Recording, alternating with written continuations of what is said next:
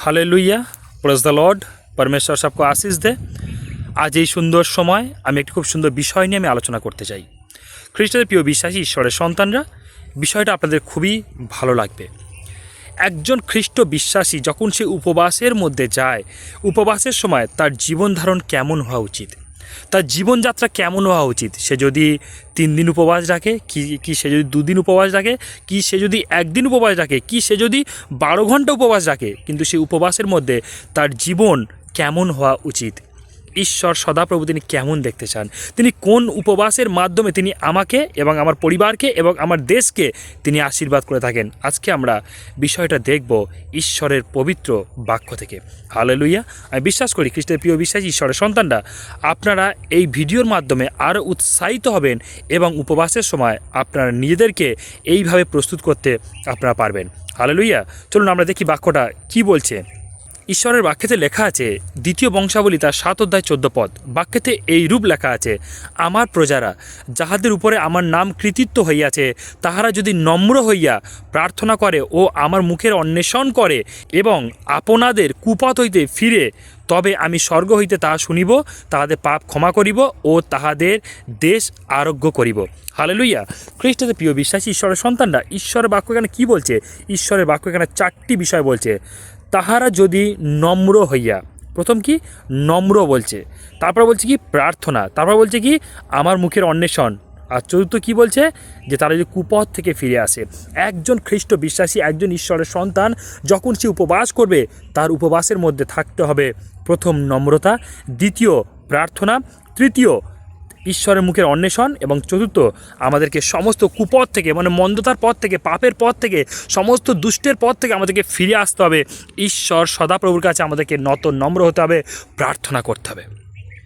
খ্রিস্টের প্রিয় বিশ্বাসী, কি চমৎকার একটি বিষয়। আমরা অনেক সময় উপবাস করি, আমরা নিজেদেরকে নম্র করি না। আমরা অনেক সময় উপবাস করি, আমরা নিজেদেরকে প্রার্থনার মধ্যে নিয়ে যাই না। আমরা শুধু ভাবি যে না খেয়ে থাকাটা হলো উপবাস।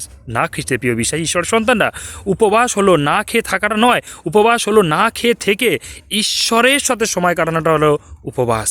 তাই খ্রিস্টের প্রিয় বিশ্বাসী ঈশ্বরের সন্তানরা, যখন আপনি উপবাস করবেন, এখানে ঈশ্বর বাক্য কী বলছে? আমার প্রজারা, তার মানে ঈশ্বরের নিজস্ব প্রজারা, যাদের উপরে আমার নাম কৃতিত্ব, তার মানে যারা যীশু খ্রিস্টকে বিশ্বাস করে ঈশ্বরের সন্তান হয়েছে, ঈশ্বর তাদেরকে বলছে যে তারা যখন নম্র হয়ে আমার কাছে প্রার্থনা করবে।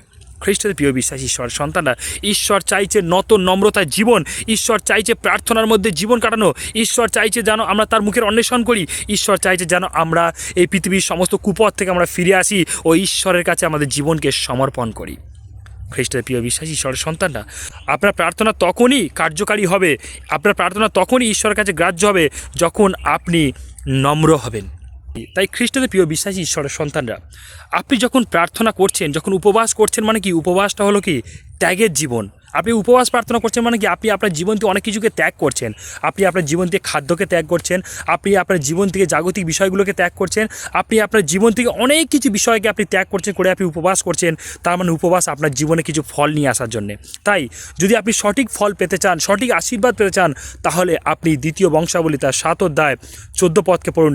সেখানে ঈশ্বর তিনি কেমন চাইছে যে একজন খ্রিস্ট বিশ্বাসী সে যদি নম্র হয়ে আমার কাছে প্রার্থনা করে এবং সে যদি আমার শ্রীমুখের অন্বেষণ করে এবং সে যদি কুপথ থেকে ফিরে আসে, আমি তার পাপকে ক্ষমা করব এবং তার প্রার্থনা শুনে তার দেশকে আমি আরোগ্যতা দান করব।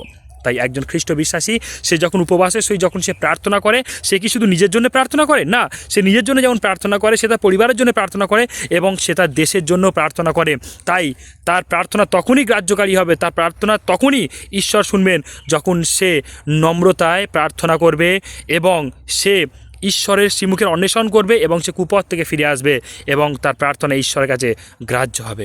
হালেলুয়া। তাই খ্রিস্টের প্রিয় বিশ্বাসী ঈশ্বরের সন্তানরা, আপনি নম্র হন এবং নম্রতার সহিত ঈশ্বরের কাছে প্রার্থনা করুন। ঈশ্বর অহংকারীদের পছন্দ করেন না, ঈশ্বর নম্র ব্যক্তিদেরকে পছন্দ করেন। তাই আপনি নম্র হন, প্রার্থনা করুন এবং ঈশ্বরের শ্রীমুখের অন্বেষণ করুন এবং আপনি কুপথ থেকে ফিরে আসুন। ঈশ্বরের কাছে নিয়ে জীবনকে সমর্পণ করুন। ঈশ্বর আপনাকে আশীর্বাদ করবে, ঈশ্বর আপনার পরিবারকে আশীর্বাদ করবে, ঈশ্বর আপনার প্রিয়জনকে আশীর্বাদ করবে, ঈশ্বর আপনার দেশকে আশীর্বাদ করবে এবং আপনার পরিবারকে, আপনার দেশকে ঈশ্বর সুস্থ করবে, আশীর্বাদে পূর্ণ করবেন। আমেন। ঈশ্বর আপনাকে আশীর্বাদ করুক। জয় যিশু।